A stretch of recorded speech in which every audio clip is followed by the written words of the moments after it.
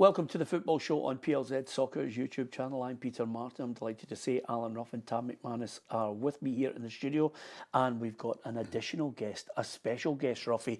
Kenny has flown in from LA. He's had the best week you could ever have if you're a Dons fan. Yeah, he's picked the right week, there's no doubt about that. He's actually brought a bit of colour to the show. It's usually me and Tam that come in with the tan, but now he's looking tremendous. Kenny, we're absolutely delighted you could join us. Obviously, we mention on a regular basis that we have fans that come from near and far, but LA's not bad, actually. How long have you been a Dons fan? Oh, since first game I went to was 1972. 1972, I think we beat Partick Thistle 7-2 that day. Yeah. First time probably about 72. Yeah. First cup final 76 against Celtic, Aberdeen. Celtic Rangers final 78, 79. And moved to LA in December 86. Fergie left in November and I left in December. Yeah, and you've kept your season ticket going. The season ticket, yeah. Yeah, which is, to your credit, absolutely fantastic. And how often do you get back over to see the Dons? About 2-3 times a year. Right, brilliant. Cup finals and European games and stuff. Brilliant. And this week of all weeks, what a week you've had. Oh, it's been brilliant. It's unbelievable. Did you fancy them ahead of the game? Tomorrow? Against Rangers. I mean, it was... Oh yeah. No, I put 4-1 down with coupon. I thought they'd get them early and get a couple of goals, and they should have. Should have been 3-0 up in the first half. Yeah. You know, the penalty kind of took a little bit of wind out of our sails, a little bit, because it was a terrible penalty, one of the worst penalties I've ever seen. But I thought we should have been 3-0 up at half time. Yeah, I mean, roughly the fallout from it is, as ever, is more often about Rangers and the problems that they have rather than Aberdeen. It's a 16-game unbeaten run. It's fantastic, you know. It's going away back to my era around about the 80s when the Aberdeen had a top-class team. Billy Stark, Wee Strachan, Alec, you know, Willie Miller, Jim Layton, you know, great bunch of boys, you know, and they were coming down and beating Rangers and Celtic. So they're there now, you know, they're a tremendous run for anybody at the start of the season. Again, another big, massive game at the weekend, and we all keep saying to ourselves, how good is this team? And this is another test. Yeah, just on the basis you won't be aware of this, Tam, Kenny and I were having a wee chat before we come on air, and Kenny, you had a great start about Aberdeen over a long period of time from, what, 79 to 83 played Celtic? There, 79 to 83, Aberdeen played at Celtic Park 12 times, won 8, drew twice and lost twice. That's not bad going, isn't it? Yeah, I mean, obviously I'm a bit younger. I can't remember the glory days at Aberdeen in the 80s, but you look back at Aberdeen's team and obviously winning the Cup Winners' Cup and stuff, and they're an outstanding team. And I just can't believe, I'm sure there's people younger than me who can't believe that stat, who can't believe that Dundee United and Aberdeen would come down to Glasgow and beat Rangers and Celtic regularly. It's not happened in kind of my lifetime, but maybe those times are coming back. Maybe Aberdeen are on their way back. They've started tremendously well.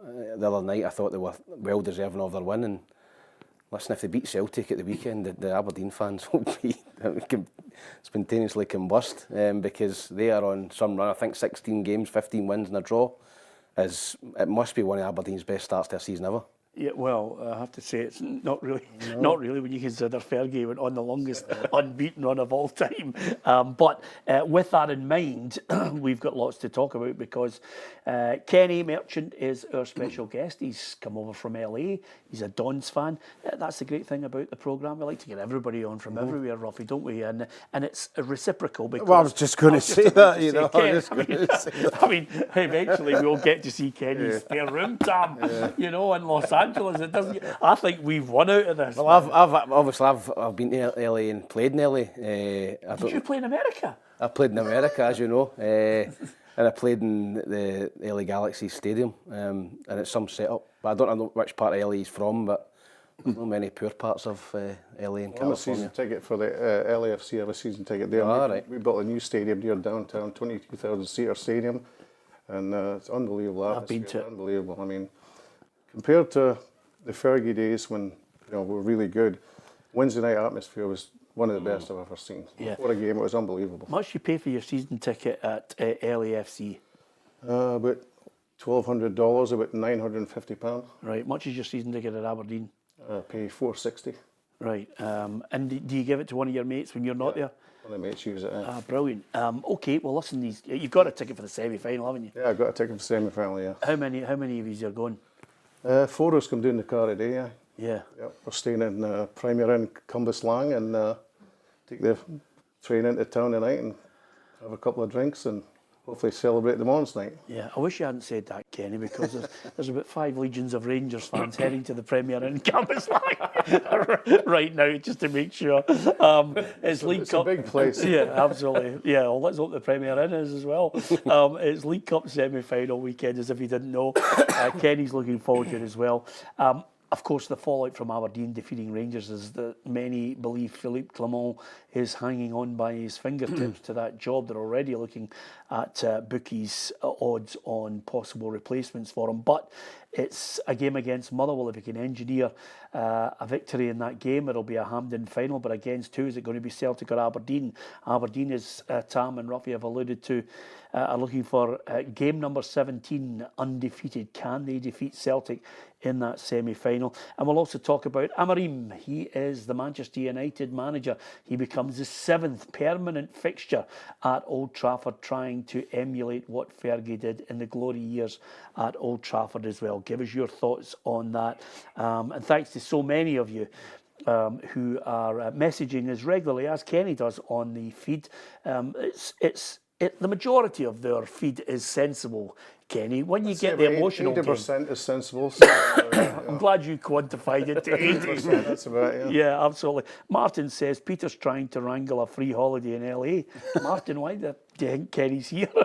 We're looking forward to it. Ruffy, LA is fantastic. We went right down the west coast, and Los Angeles is magnificent. I was only in it. We stopped over on the way down to, I think it was Mexico or something like that, for one of the World Cups where we played Rod Stewart's team. I can't remember what the score was. Kenny's played against Rod Stewart. Yeah. And that was the night that Rod Stewart took us out for a night out, the guys, and we sort of let ourselves down. Yeah, absolutely. Well, I'm glad you've narrowed it down to just one night, but nevertheless, we've got lots to look forward to. Here's the results from that midweek. It was just astonishing up at Pittodrie, and the reason I mention it, Aberdeen 2, Rangers 1. Elsewhere it was St Mirren 3, St Johnstone 1, 0-0 between Ross County and Hibs, Hearts 1, Kilmarnock 2, Dundee United 1, Motherwell 2, and Celtic defeating Dundee by 2-0. And if you want to relive it all, it's a fabulous little mini documentary where our reporter Blair heads up on the train to the Granite City, meets up with our reporter Colby, and they give us a great insight into just a day in Aberdeen, chatting to the fans prior to the game, the build-up, the colour, the spectacle. I don't know about you, Kenny, but the opening effort from Aberdeen as a club, with all the flares, the pyrotechnics, the flags. It was magnificent. It's unbelievable, I'll tell you. It was, I think that's what Dave Cormack's bringing to the club. He's bringing a kind of razzmatazz, American sort of style to it before the game, and I think it got the crowd going. It was really something else. Yeah, do you like that aspect to it? Oh yeah, big time. Yeah, I think Scottish football needs more of that. Yeah, definitely needs more of that. Yeah. I mean, the buzz, Ruffy, ahead of that game was magnificent. I mean, the little mini documentary it encapsulates everything that you really want in it. The excitement of the game, the goals that went in as well. And yeah, I don't know about you. I mean, I know Kenny felt as if there was a winner there for Aberdeen, but I also, I mean, you two predicted, I think, Rangers to win, but I thought Aberdeen were a stick on. Yeah, I think the first, I don't think they were a stick on, but I thought the first half they were superb. Rangers just couldn't handle them at all. It was, I think, who was it hit the post? Shinnie hit the post. Yes. There was a lot of other opportunities, that they could have scored goals. I mean, Rangers could have been 3-0 down, that at half time. I thought the penalty was possible. We saw the worst penalty a couple of weeks ago, but this one takes a biscuit. If you're going to hit the ball that soft, you've got to guess that the goalie's going the other way, because you're just going to fall on top of it. But Kenny's right. If I was in that team, that penalty miss would have made me go, we'll let them back in. We'll let them back in again. We'll have to regroup. Obviously, half time. You could be sitting in the dressing room 2-0 up and actually coasting, and then they get the goal. right after that, so it swung a wee bit. I think for 20 minutes they were on top, but all credit to Aberdeen. They've been doing it all year. They just keep digging in, and they're getting the goal when they need it. Yeah, Michael Taylor says, did you back Aberdeen at 2-1, Peter? I'm sure that was the prediction. I did actually mention 2-1. What Kenny doesn't realise from time to time, Ruffy, is that you and Tam obviously back Rangers so that you can still walk about in the community because you're scared of not backing them. Is that fair? Well, wait until we come to the Celtic Aberdeen prediction, you'll find out. Listen, the fallout from it all is quite simply that one manager is lauded, and rightly so, in Jimmy Thelin. What do you make of him? Well, before he came, I'd heard that he'd taken some team in Sweden into the top division for the first ever time. Then he went to Ellsberg and challenged them like 3 years in a row.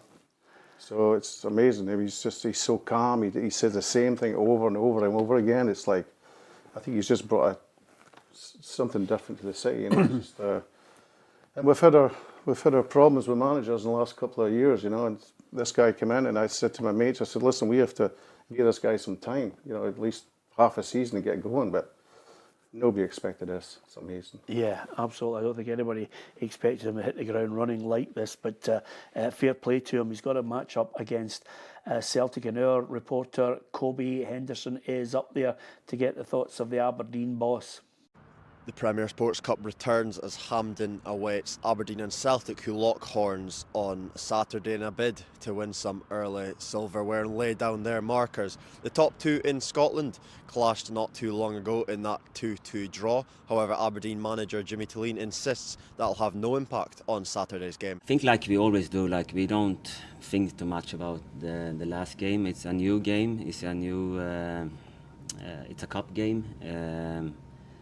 So for us, it's just to prepare for this specific game, not thinking about the last game we play against them. Of course, I can imagine Brandon and Celtic learn things about us, and we also learn things about them. But then it still is more to respect their qualities and find the weakness, and we have to prepare us to this game tomorrow, and then we go down, and Saturday's the game. Aberdeen captain Graham Shinney, who spoke to the media, talked about his dreams of lifting a trophy with Aberdeen. Of course, it's a massive ambition of mine. I've never hid away from that. It's something that I'm desperate to do. I'm aware it's very difficult, I get that. But of course, it's something that I really, really want. But yeah, the focus is on the game and trying to win that, and nothing beyond that.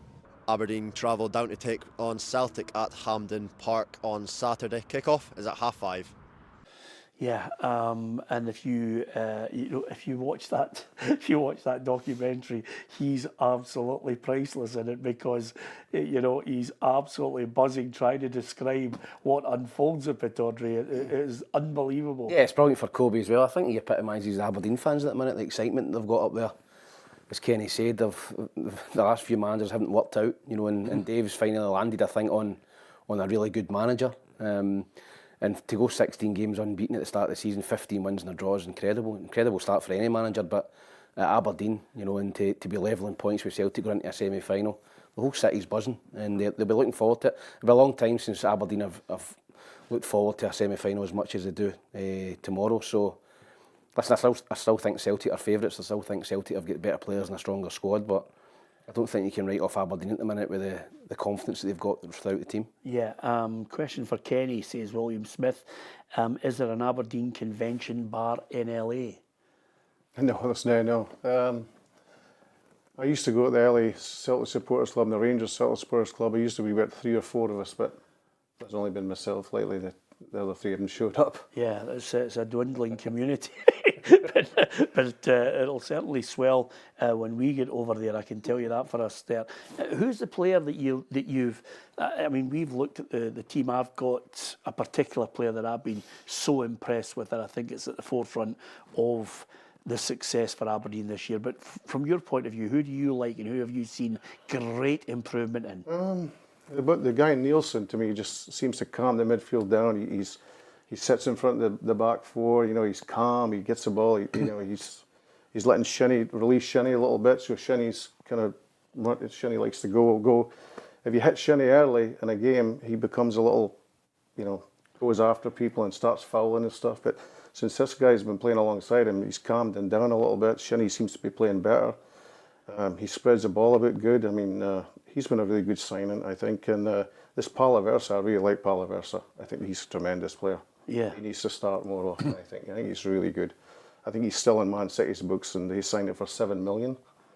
And I think this guy's really, really good. Yeah.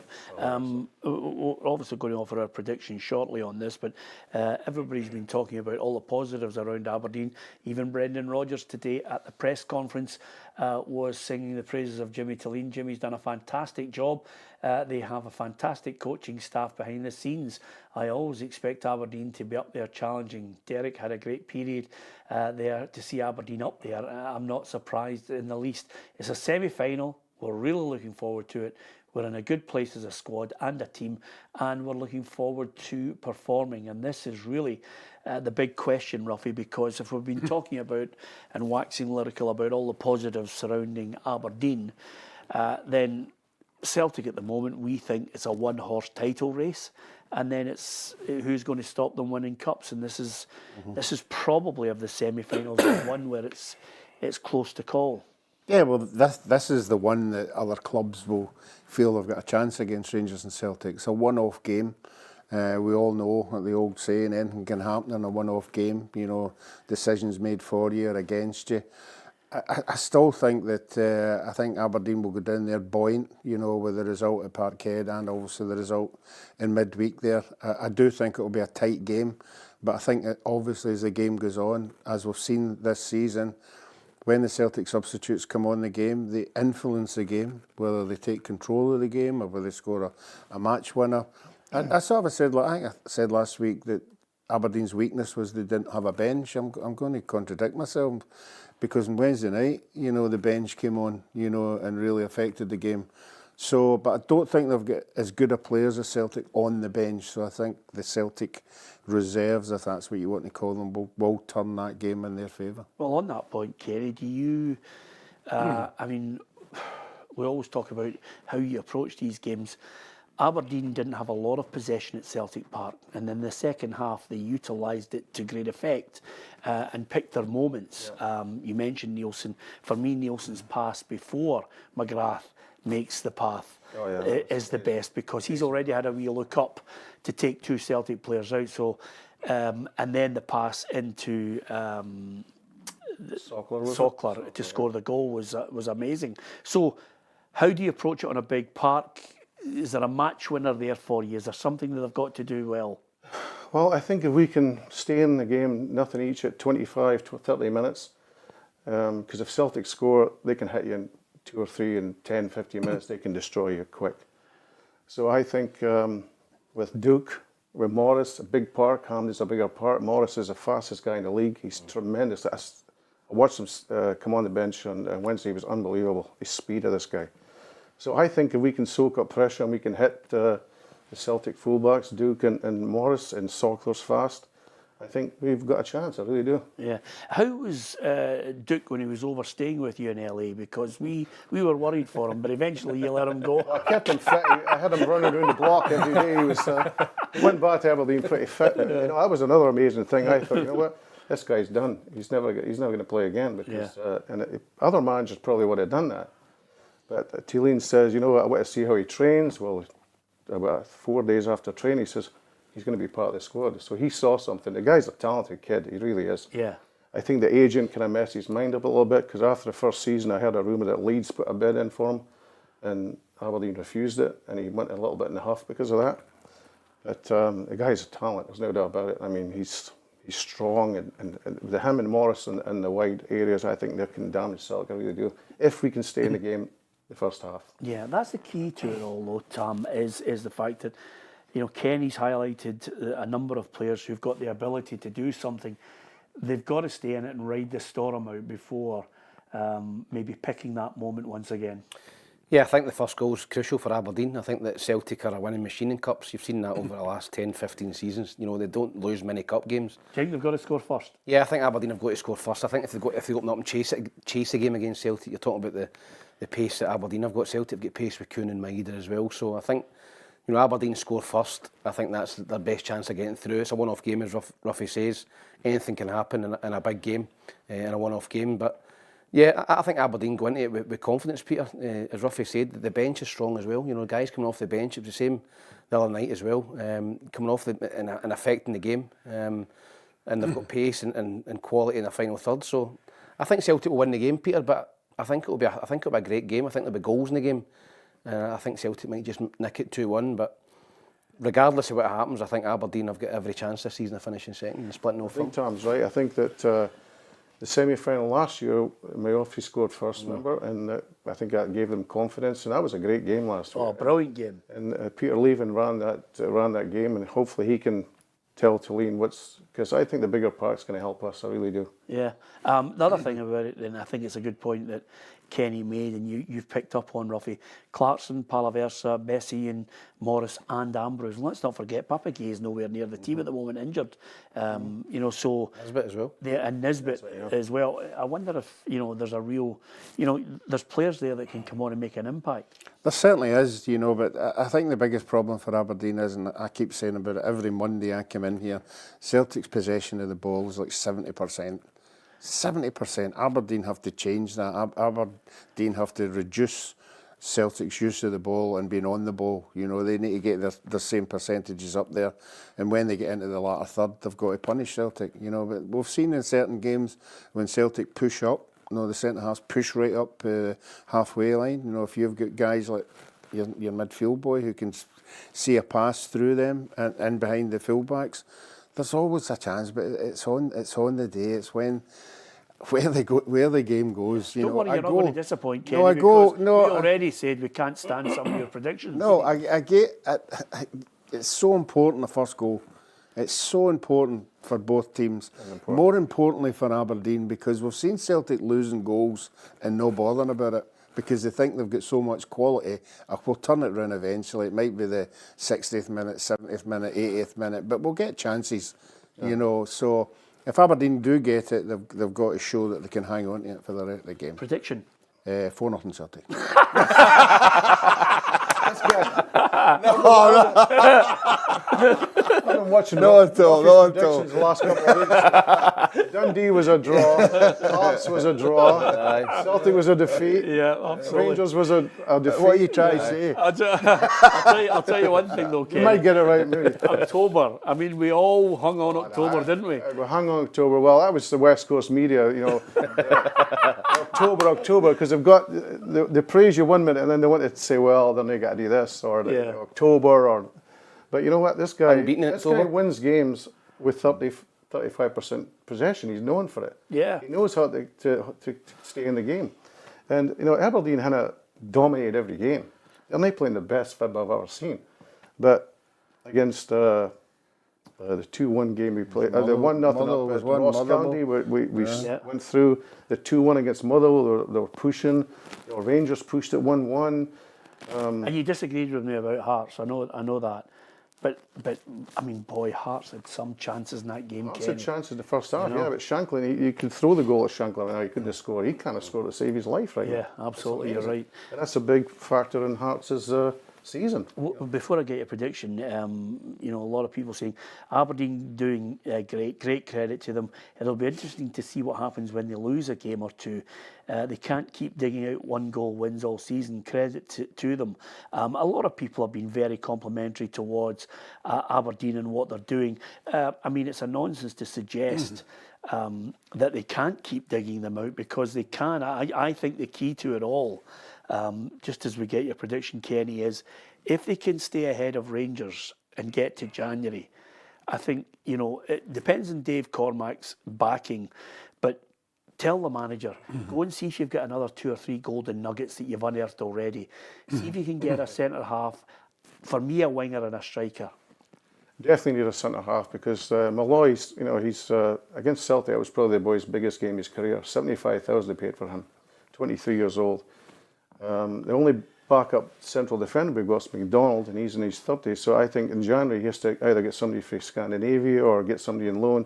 We need, if he wants to challenge for second place, we need to get another defender in, I think, and another midfielder. You're right, because you know, one of these guys get injured. And the one thing about this team is, They've had the same defence every game. Played every game. Never Aye, changed played every every game. Yeah. And when I was watching on Wednesday, and I thought, Rangers were in the game for about 20 minutes the second half. Didn't really have much chances, were crossing, they had one header.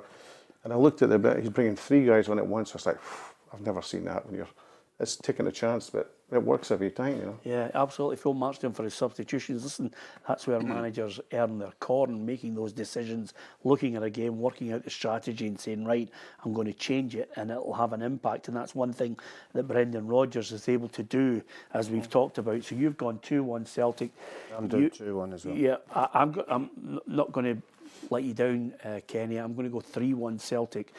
Just because I think on the big park, McGregor back, I just can't see past them. Well, give me your. Well, I think it was Celtic. Is your head and your heart in the same place? I think Celtic's got more quality. There's no doubt about it. But a one-off game with the confidence we've got, and confidence is a big thing. The confidence and the momentum is unbelievable. So, if we do lose a couple of games, it doesn't mean to say our season's finished. This is the type of manager that says, okay, we've lost a game, we move on. I don't think this team is going to, lose 2. When they lose 1, they're going to lose 2 or 3. So I'm going to go 3-2 Aberdeen. Oh, what a game it's going to be if it's I think the goals in the game, Peter. Yeah. Absolutely. I think the way Celtic play with the high line and the pace that Aberdeen have got, I think the way Aberdeen go and press, I don't think Aberdeen are going to sit back either. So I think it's going to be end-to-end. Was it 3 each last season? 3 each. Aye, so it's going to be something along those lines again, Peter. Well, listen, at the end of the day, we're absolutely delighted to have Kenny with us. It's been a long time in the making, and to be fair, Ruffy, especially with Christmas coming up, I thought it was only right and proper that we gave him one of our Maestro tops to take away with him for the golf and the, Fantastic. I mean, it's ideal for the golf, isn't it? Does that cost? I can't believe you said that. He's brought you some presents as well, you moron. Listen, we hope you'll wear it with pride. Well, yeah, for sure. And get out there on the golf course. Kenny's going to stay with us for the duration of the programme. And 3-2 for Aberdeen. It's all about predictions. Give us yours. And don't forget to hit that subscribe button. Okay, if that's the Premier Sports semi-final on the Saturday, what about the Sunday? Rangers against Motherwell, and it's storm clouds over Ibrox. Alison McConnell was there today. Rangers manager Philippe Clement says he's had no conversations with the Ibrox board in the aftermath of Wednesday night's defeat to Aberdeen at Pittodrie. It's a loss that leaves Rangers 9 points off the pace of both Celtic and Aberdeen. However, Clement has insisted that not only does he retain the full support of the Ibrox hierarchy, he also has the full support of the Rangers dressing room. It's never about no matter what. It's about we know how difficult it will be, and we're going to stick together and we're going to this project together for the next couple of years. So that's been clearly talked about. Of course, I know if you lose 10 games in a row and all the players, they don't want to work with you, then there's an environment that you cannot work to. But that's totally not the case.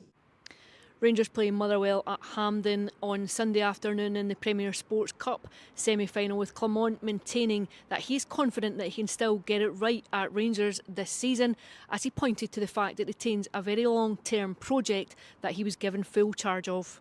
With the right conclusions, with the right attitude, with the right mentality, with the right spirit, things can change really fast.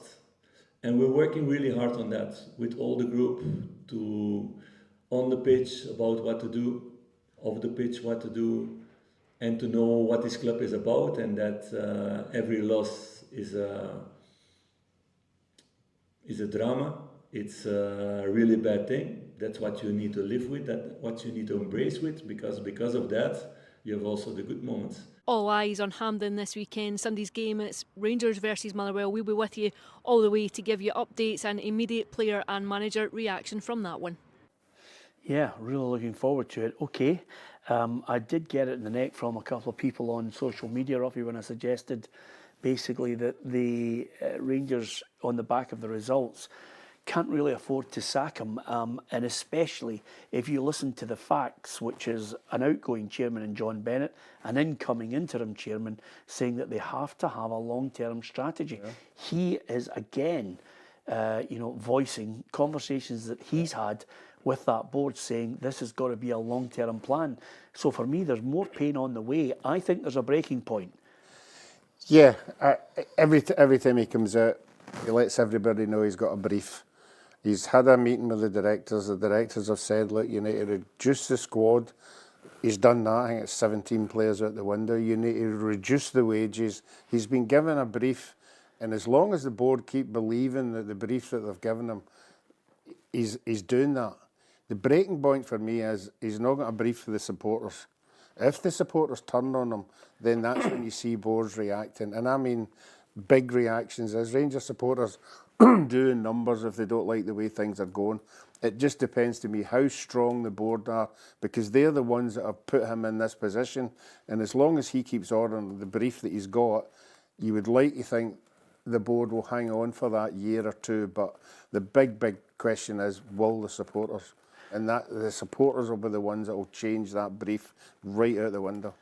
On that point, I have to be honest with you and look at this game at the weekend. I think this game at the weekend could be a breaking point, because I think if you lose, even although he's cut the wage bill, I think if you lose to Motherwell in a semi-final, the big silverware, the first part of the 3 trophies domestically that you're battling for, I don't see it as a week where I think the Rangers fans would have said they've had enough. They'd had their fair fill of it up at Pittodrie. Yeah, I think that you're right, Peter. I think that the majority of the Rangers fans, in my opinion, have turned on the manager. I think they want a change, Peter. I think you can see it in social media.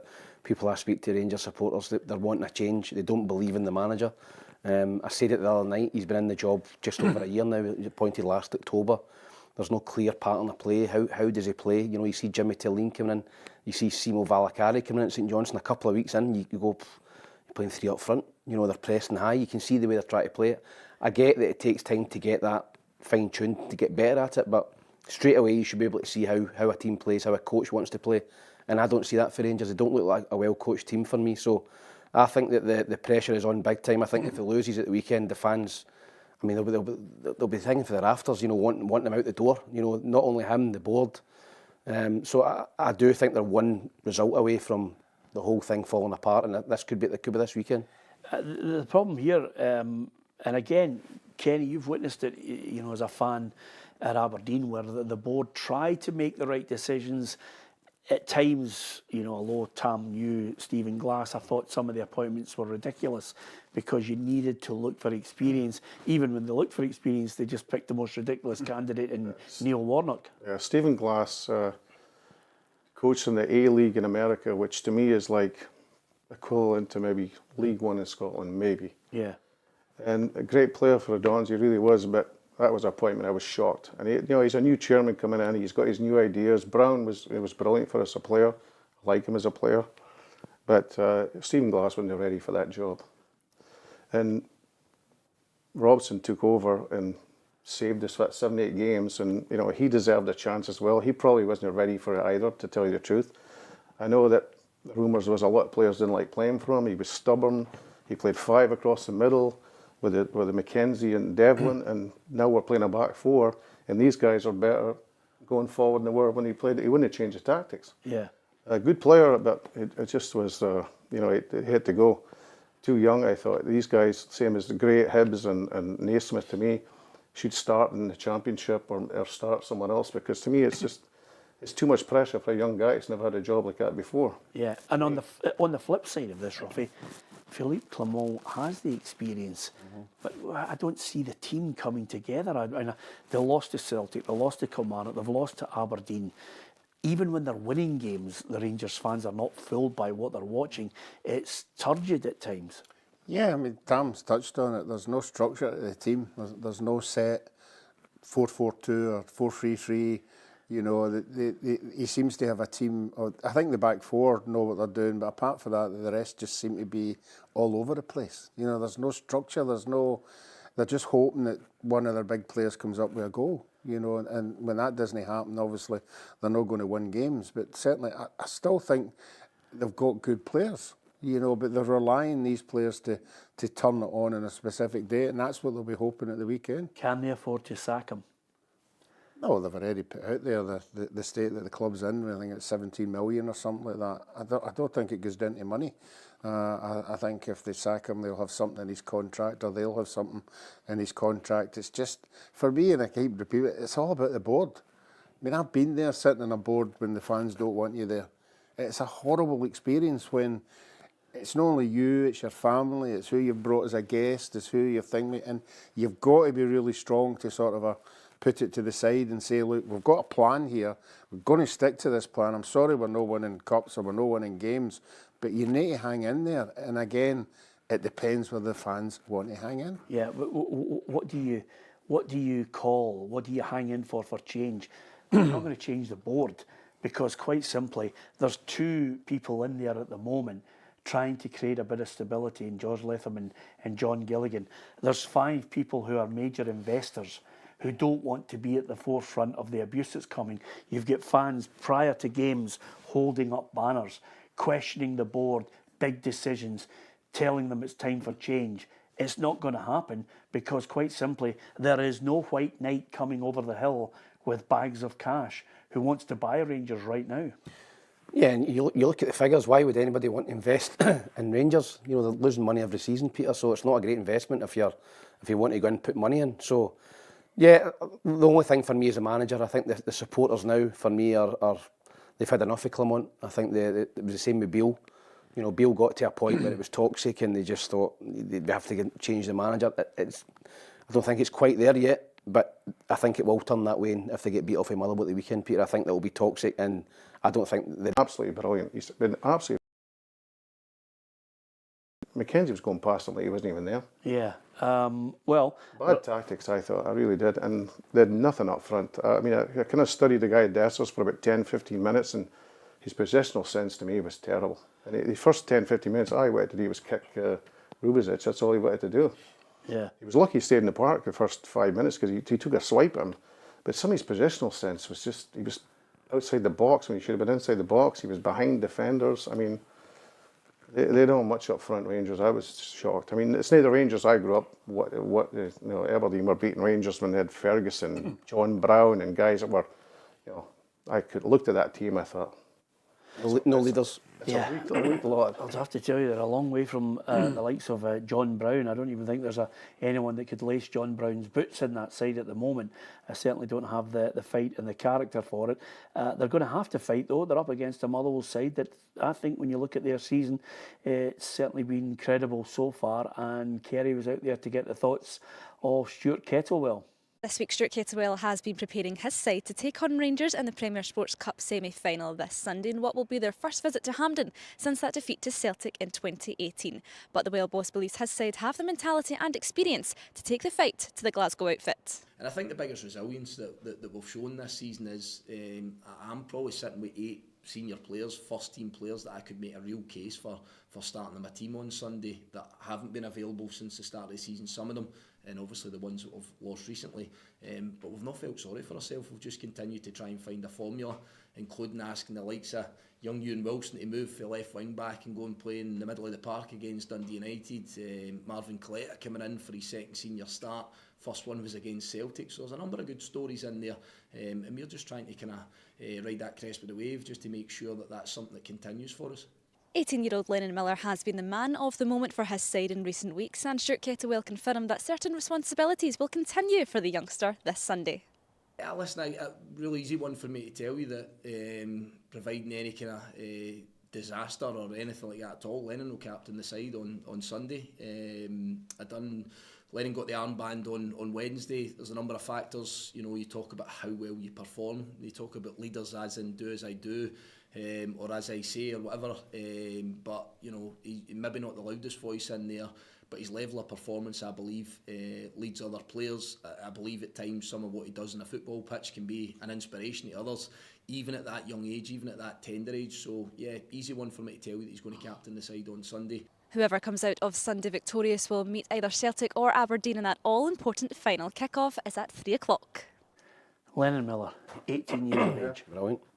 Yeah, we're all wondering about, what's going to happen at the end of the season. It'll be interesting to see what advice, he's getting for his dad or his agent or whatever. We all keep saying that we want we're young boys to be here as long as possible, but I think he's obviously looking at all the young players, the Aberdeen boys that are moving abroad and down south, and it depends on the individual. You know, he's done everything. I think he's obviously, right now, if you were to have a vote, he'd be Young Player of the Year. He's been outstanding. So for me, yeah, it's a big task for him tomorrow if you're putting that amount of pressure on a young boy, you know, to be the match winner against a very, very big side. Be interesting to see how he plays, but I don't think he'll let anybody down. No, he's certainly one man who can threaten from a set piece. He's got a pass in him as well. He's a talented individual, along with Mackenzie. We're crying out for regular players like that. We want a whole batch of young Scottish players coming through. It's credit to Motherwell that he's in the team and keeps playing them. Because these guys, even when they made the squad for the Euros, I think Scotland should take one or two young kids like Lennon along to the squad. I really do, because that's how they gain experience. They have to play, but they need to be with these players, you know, in the squads. Mackenzie's going to go for big money. Lennon, Miller will go for big money. And he's at the beginning. I told you a couple of weeks ago, I said maybe Aberdeen should make a move for Miller, but he's going to go somewhere bigger than that. Yeah. I mean, that's the other thing about it. I mean, these are players now. 4 million is a drop in the ocean. You know, some of the English Premier League sides will say, "Well, we'll take Mackenzie, we'll put him out on loan somewhere. We'll take a Lennon Miller, and put him out on loan, and we'll get him in a year or two." It's a Billy Gilmore situation again, isn't it? Yeah, and I say English teams are looking up at Scotland now, not only at that age group, but even under 40, under 15, under 16. Brexit and different things, you know, it's difficult to bring foreign players in. They're looking to bring British players in. So, yeah, I think Lennon Miller's been absolutely outstanding. I was waxing lyrical about him obviously last week after his performance against Celtic. 18 years old, leading a team out in a semi-final, fantastic. You know, great confidence booster for him. But I think he deserves it. I think he's our best player. And as Stuart Kettlewell said there, it's not just somebody that screams and balls in the park, Peter. It's somebody that leads by performances. Callum McGregor does it at Celtic. He's not a shouter. But Lennon Miller's performances every week, 7, 8 out of 10. And I think that the other players can follow him. Yeah, and with that in mind, I was confident that Aberdeen would take Rangers at Pittodrie. I'm not as confident that Motherwell will take Rangers at Hampden Park. I'm going to edge it 2-1 to Rangers. Yeah, I'm going to go for a Motherwell win here, Peter. I am. I think that the Rangers at the minute, they look dishevelled. They don't look organised. I've seen some of the players coming off the other night, you know, faces tripping them on the bench. I just don't think it's a happy camp, Peter. And I don't think that Motherwell will get a better opportunity to beat Rangers, and I think they will at the weekend, and I'm going to go 2-1 to Motherwell. Ruffy? I think it'll be tight. We keep saying the first goal is always important. I think if Motherwell to get the first goal, it would show you the character that some of the Rangers players have in them, putting on that Rangers jersey. But I just think, as I've said with Celtic, I think Rangers have got in a squad better players than Motherwell when it comes to the crunch. So I think Rangers will step up to the plate, and I think they'll win 2-0. 2-0. Comfortable 2-0? Very comfortable. Yeah. Okay, Kenny, you're on. I'm going 5-0 Motherwell. Well, I'm going to go with Tom. I think, you know what? It's a dream story. The guy's captain Motherwell. I think I'm going to go 2-1 Motherwell. Yep, I think it's going to be tight. I mean, it's amazing the difference in the situation here. One thing's for sure. I think if Motherwell win, He's gone. He's out the door. I think he's gone that night. Yeah, he's gone straight after the game, Peter. It could be in the showers job. You know, you're fired. As I say, I think Rangers have one more result away, and this is it. This is it for me. That's it. Yeah, I think Kettlewell deserves to get a cup final. I think he's done really well with Motherwell. Yeah, I really do. I think Motherwell deserve to go. Yeah, he's done a good job, even though he was struggling. He won like 14 games without a win or something, you know, and they stuck by him. And I think it was good. Yeah, I think I'd like to see Motherwell in the final. And on that point, Ruffy, you know that Kenny made there. That used to be a regular occurrence, you know, the likes of a Lennon Miller going with the Scotland squad just to gain a wee bit of experience. Yeah, even though they were there just carrying the hampers, you know, it just makes what they've done throughout the season and the team they've left given a wee bit. And you go there and you would do anything, you know, just to be with the top players, the McGinns and McGregors and that. And you're right, you'll be part of the the games, the practice games. You know, there'll be the first team versus the rest, and he'll be in the rest, and he'll be competing against the top squad. Yeah, any player, not just him, going along with a Scotland squad, it should be mandatory. Yeah, absolutely. We've handed over just a wee memento to Kenny. He likes to play a bit of golf. If you like to play a bit of golf, do a bit of training, or indeed just some casual wear, it doesn't get any better than what we're offering for anyone who's looking for the ideal Christmas present for someone they love. Ruffy, I'm rubbish at buying Christmas presents, but this year I think I've nailed it for all my mates. Me too, Tom. But the PLZ soccer shop has got Maestro tops. It's got Legends t-shirts already wrapped up for you. If you love someone this Christmas, wait until you see their eyes light up Christmas morning when they open up a classic from PLZ Soccer. Yeah, absolutely. They cut Ruffy's last wee bit out. By the way, I can't believe they cut out your last bit there. I know I practiced that line for the whole week. Your last bit was absolutely brilliant. Five guys called Mo. It was Ronald Villiers. It really was. I don't even know how that ended so quickly there. We missed out his last I love the line. George Best t-shirt. I like that. Yeah, George Best is great, isn't it? We'll get 20 legends in there in the t-shirts, and it's absolutely magnificent. I need to actually start to add. There's about 4 or 5 missing that we want to try and put in there, Ruffy. I think John Gregg, Billy McNeil and Willie Miller are 3 of the sets we need to add to the legends. And then after that, there's probably a couple of others that we're missing out of the legends that we need to add to along the way. We've got Ronaldo's, we've got both Ronaldo's, we've got Messi in there, we've got Bobby Charlton, George Best, we'll get Dennis Law, we'll get Jimmy. Getting Jimmy Thelin if he wins the league this season. Let's not rip the arse out of it, to be honest with you. Jimmy Thelin, he wins tomorrow. Yeah, absolutely. It's well worth it if you're looking for a present for someone you love. Let's look at the games that are coming up over and above the semi-finals of the Premier Sports Cup. This is what you've got to look forward to as well in the weekend fixtures, because St Mirren take on Ross County. It's St Johnstone against Hearts. And then it's Dundee, Kilmarnock and Hibs against Dundee United. So there are games there that have some meaning. And of course, over there, Hearts, they've certainly just quickly came back down to earth, thinking that as soon as Neil Critchley went in there, they were going to adopt the Moneyball blueprint, and then suddenly all the forum was going to change completely for Hearts. Hasn't quite worked out that way, and Patrick Mullen went across to the Oriam to find out what the Hearts boss was thinking. Neil Critchley is looking to bounce back from his maiden defeat as Harder Midlothian boss this weekend as his side prepare to take on St Johnstone in the Scottish Premiership. It's the start of what is set to be an incredibly tricky schedule for these Hearts players, but according to their manager, well, they've just got to get used to it and prepare for the times ahead. That's something that, coming to the club, you see the size of this club, the expectation of the club.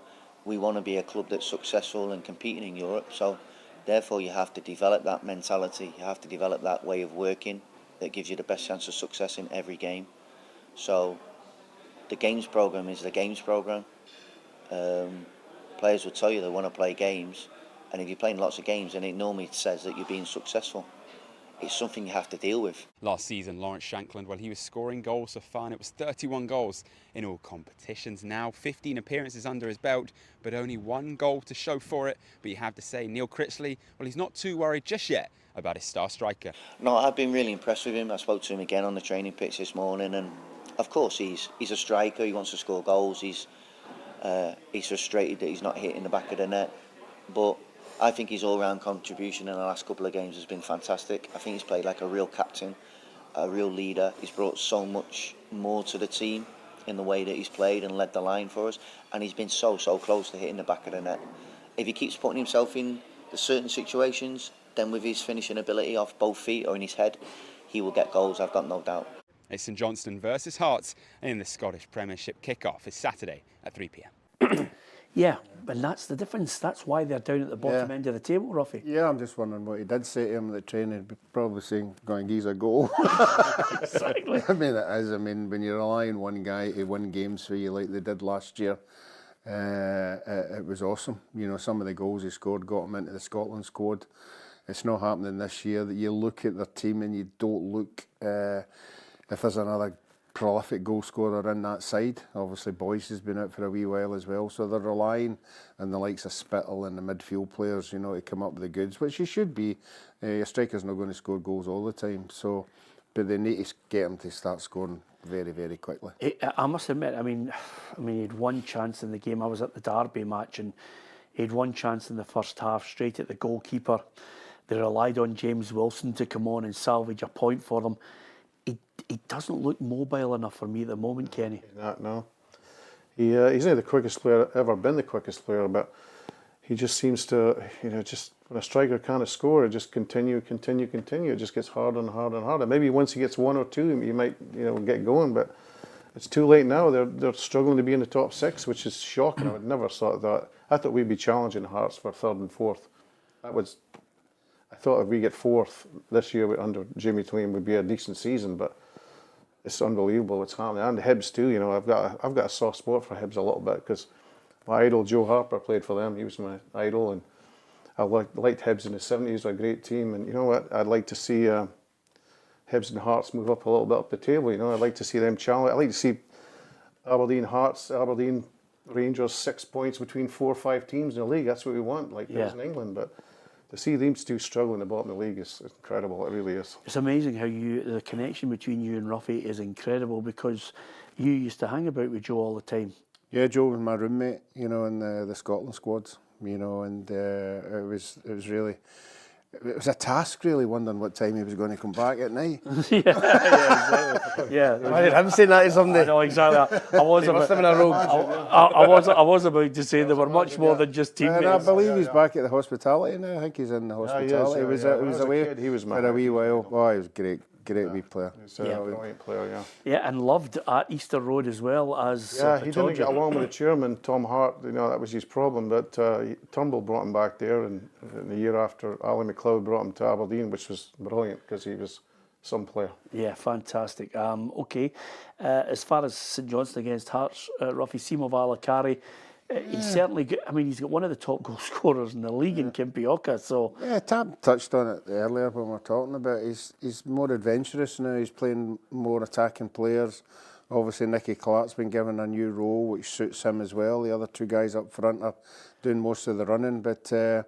no, they have. I mean, we'd hate to see teams down the bottom of the league all the time, you know. It must be a hard task, you know, putting up with that, but I don't know if they'll win tomorrow. Yeah. Whenever the what are you game going? is. I'm going to go for them to get beat 2-1. St Johnstone to win 2-1? No, St Johnstone to get beat 2-1. 2-1, okay. Kenny, what's your prediction?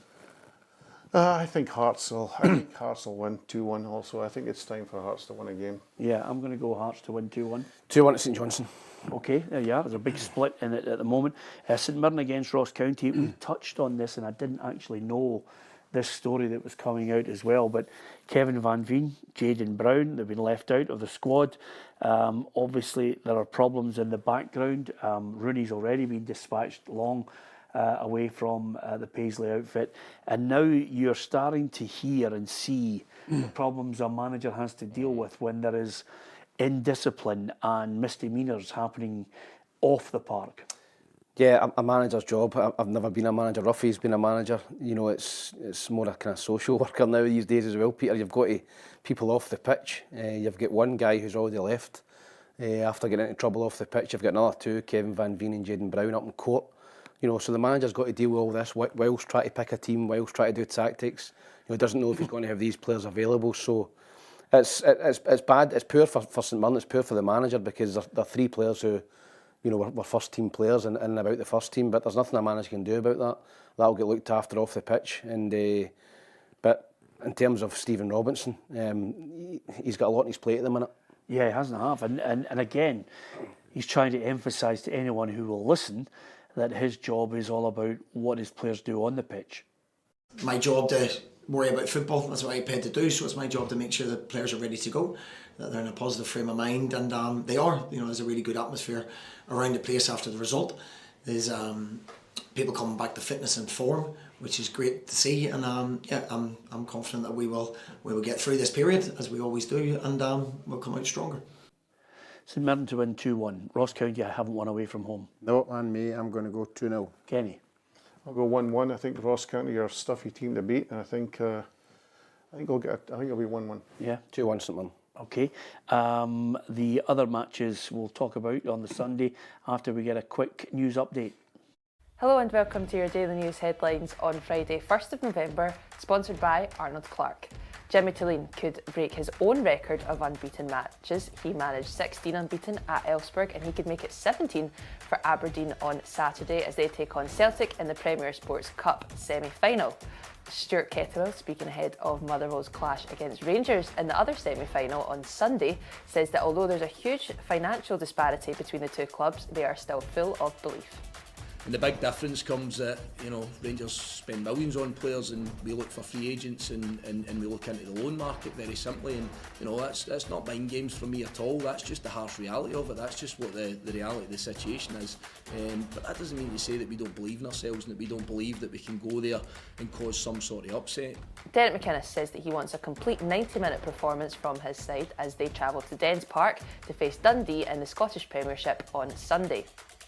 You know, I'm just looking for us to try and maintain staying unbeaten, ideally, but hopefully go out there and be good enough over 90 minutes. We'll need to play well over 90 minutes to get a result. I think you normally have to do that away from home.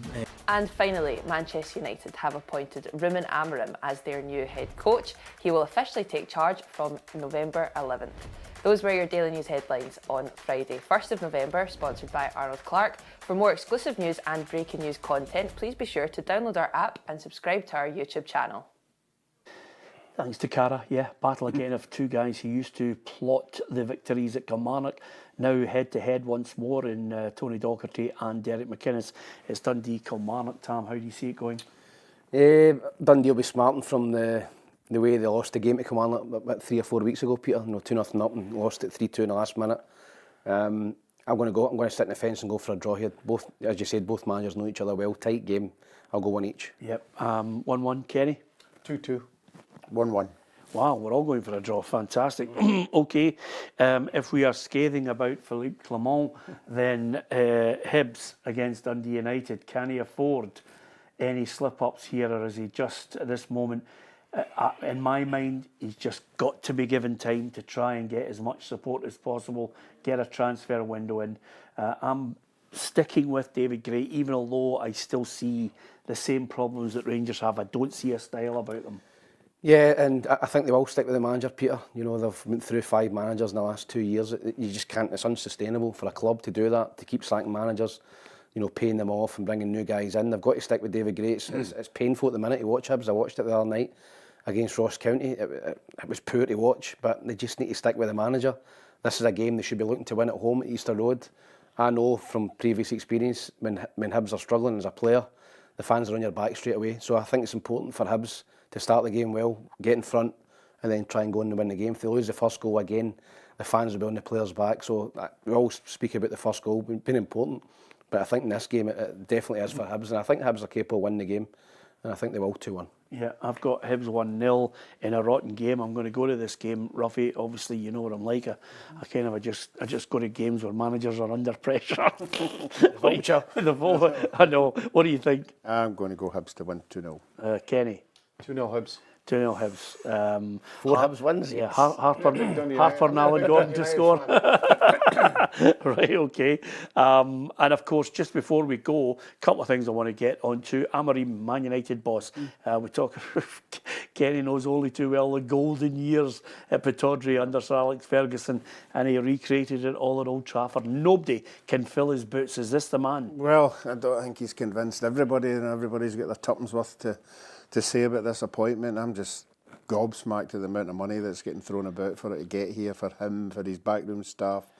Just an incredible different world out there when you get into English football. Okay, and this little point here has been made by Kaiser, who's a big Aberdeen fan. He says, Peter, can you ask Kenny if he ever saw Zoltan Varga play? I did. I saw him against Celtic. I think it was 72. I was like 10, 11 years old. He was... We got beat 3-2. He scored 2 crackers of volleys. He was an unbelievable player. He got bought to Ajax to replace Johan Cruyff. I only saw him one time. Scored 2 volleys, and Dalglish scored a diving header and they beat us 3-2. But I saw him in another game. They beat Falkirk 8-0.